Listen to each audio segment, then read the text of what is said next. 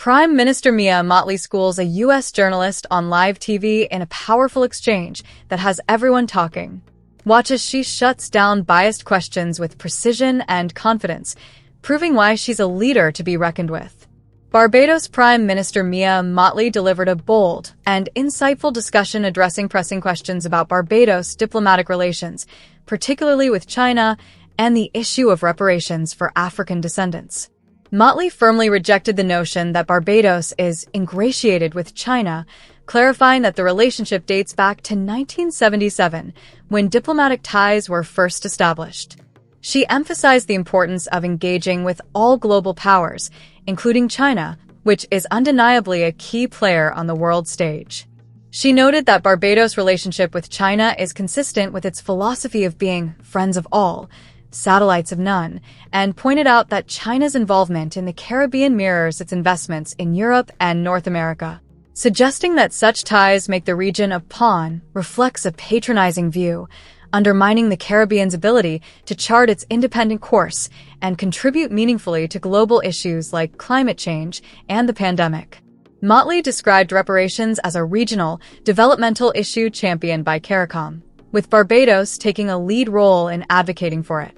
Highlighting the historical injustices of the transatlantic slave trade, she noted that Barbados was a cornerstone of British slavery, where oppressive laws and practices were first institutionalized. She criticized the lack of post-independence development support for former colonies, contrasting it with the financial compensation given to slave owners after emancipation.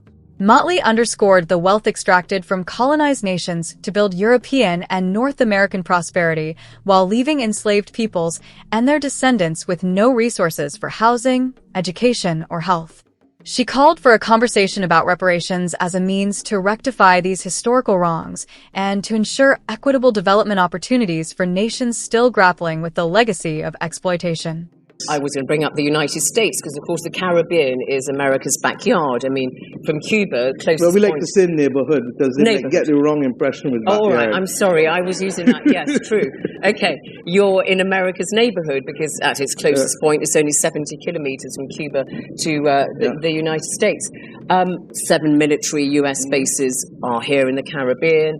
But people are beginning to wonder whether you're looking further east. And we had a question on social media, Prime Minister, which says, I honestly would like to know why we in Barbados are so ingratiated with China. Why are we in so deep with China? So are you swapping one superpower for another? Well, once again, I regret that the person who asked the question doesn't know our history. In 1977, Barbados established relations with the People's Republic of China. This is 44 years ago. And therefore, to suggest that we are now seeking to ingratiate ourselves with China means that you don't understand where we've come from or what we're doing. Any country that lives in this world today, to exist in this world, ought to have relations with every country. And China is clearly a global power. And for us not to have a relationship with China, even if we didn't have one 47 years ago, would be foolish. But you've been very complimentary about China. You had a phone conversation with President Xi Jinping recently. You said this is all about strengthening the relationship with China. In 2019, the government signed up to the BRI, the big infrastructure projects and so on. And some people are suspicious. They think that China wants to buy the family silver. Well, let's put it this way.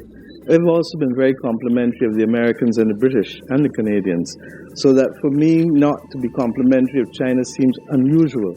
And similarly, for persons who believe that because we want to be friendly with China means that we are a pawn, tells us what they think about us in the first place. Because we are capable of being, as our first Prime Minister said, friends of all and satellites of none. But it's not just Barbados that's moving closer to China, it's the whole of the Caribbean. I mean, it's the whole investment world. from China has gone up many folds. But so is the whole world.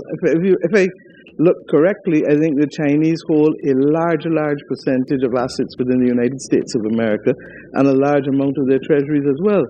So for you to focus on the Caribbean or Africa with China, without recognizing the role that China is playing in Europe or in the North Atlantic countries is a bit disingenuous and really reflects more that we are seen as pawns, regrettably, rather than countries with equal capacity to determine our destiny and to be part and parcel of that global conversation to fight the global issues of the day like climate and the pandemic. All right, well, that's put me in my place, hasn't No, it? not at Prime all, Minister Zena. Mia Mottley. Thank you. Not at all, my dear. That's all right, thank you. We'll go to our next question. Provide me with a bit of relief. Thank you. Kevon Henry, your question, please. Yes. Prime Minister, you've added your voice to the global discussion on reparations. We could agree that reparations are due to African descendants and to their nation states. How do you view what mechanisms should be used in handling the issue of reparations? Well, let us start from the perspective that reparations for us is not a Barbadian issue alone. This is a CARICOM issue, and there's a 10-point CARICOM plan. Barbados, and I at this moment happen to be the Prime Minister, has lead responsibility for reparations in CARICOM. I'm not surprised, because we were that country where the modern expression of racism took form, regrettably, in the 17th century and in the 18th century. Because Barbados was the first British slave society. And a lot of the laws and a lot of the iniquitous practices came out of in here. And that's why you've heard me say that while our Parliament has had unbroken service, that we have both seen it as an instrument of oppression, but it is now a tool of empowerment in the last 80 or so years. So we start from that perspective. Reparations for us is a development issue, and it is one we believe whose time has come. 20 years ago, when we first started having this discussion, people would laugh us out of the room. When emancipation came, there was a compensation of slave owners of £20 million. We ask ourselves today, when these countries became independent, what was the development compact given to us? We got no development compact to help us with housing or education or health, but all of the wealth that was extracted from these countries for centuries were used to build the monumental edifices that we see all across Europe and North America. When the British were asked for compensation, like the slave owners were, they were told, your freedom's your compensation. And that once again is an offhand comment that causes us to feel that you think we're pawns and not human beings. And we say simply, look, we're not seeking to do anything that is unusual, but we believe that our people have a right to development. And therefore we feel that there is need for a conversation, particularly for the developing countries of the world, who were made victims for centuries of the extraction of wealth on a continuous basis. In conclusion, Mottley reiterated Barbados' commitment to forging diverse global partnerships while advocating for justice and equity in international relations. Her message was clear. Small nations are not pawns, but equal contributors to solving the world's shared challenges. We hope you enjoyed it. Let us know in the comment section what you think of this video, guys.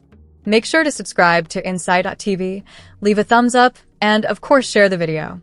Until the next time, see you in the next video.